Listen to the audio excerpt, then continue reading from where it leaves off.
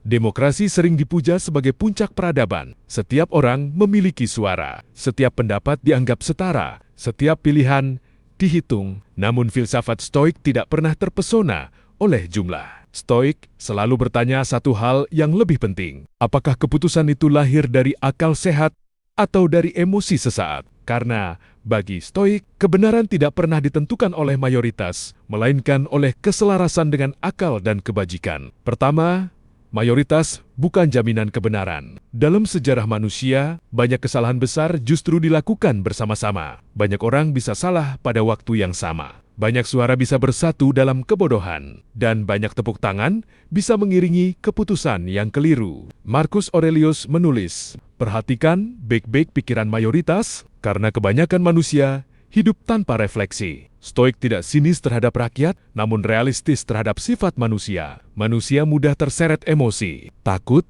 marah, benci, dan iri. Semua ini sering lebih keras suaranya daripada nalar. Demokrasi yang diserahkan pada emosi kolektif akan bergerak cepat, namun sering salah arah. Kedua, peringatan Plato tentang demokrasi. Plato pernah menggambarkan demokrasi seperti sebuah kapal. Di atas kapal itu, para penumpang memilih kapten berdasarkan siapa yang paling lantang berbicara, bukan siapa yang paling paham navigasi. Kapten sejati yang memahami bintang, angin dan arah justru sering diabaikan karena tidak pandai merayu massa. Bagi Plato, demokrasi tanpa pendidikan jiwa akan melahirkan pemimpin yang populer, bukan yang bijaksana. Stoik mengambil peringatan ini dengan tenang, bukan untuk menolak demokrasi, tetapi untuk menuntut kedewasaan batin dari setiap warga. Ketiga, Stoik tidak memusuhi demokrasi, penting untuk dipahami. Stoik bukan musuh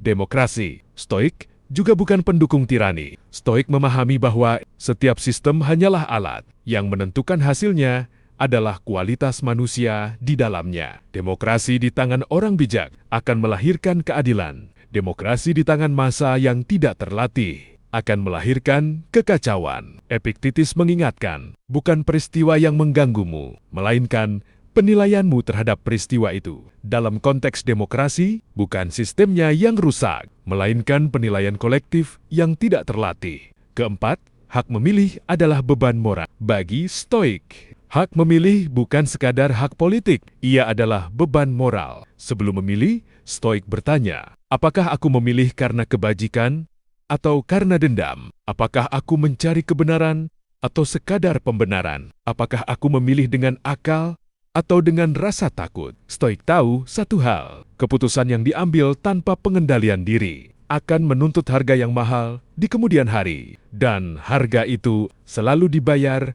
oleh semua orang, termasuk mereka yang memilih tanpa berpikir.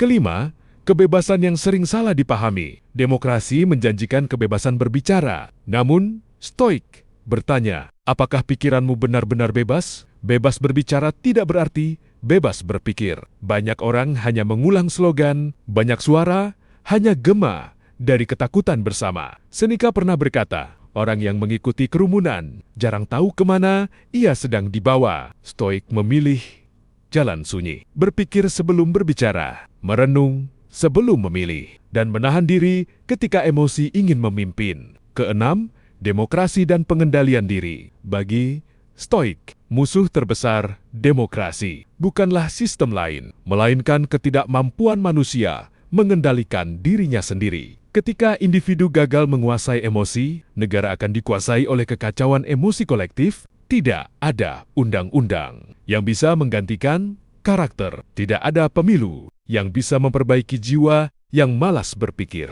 Demokrasi tidak runtuh karena terlalu banyak kebebasan, melainkan karena terlalu sedikit kebijaksanaan. Ketujuh, pesan Stoik untuk zaman ini. Jika kau hidup di negara demokrasi, jangan hanya bangga pada hakmu. Bertanggung jawablah atas akalmu. Jangan bertanya, siapa yang harus kita kalahkan? Tetapi, tanyakan, nilai apa yang harus kita jaga? Seorang Stoik tidak berteriak paling keras di arena politik. Ia berbicara seperlunya. Ia memilih dengan tenang.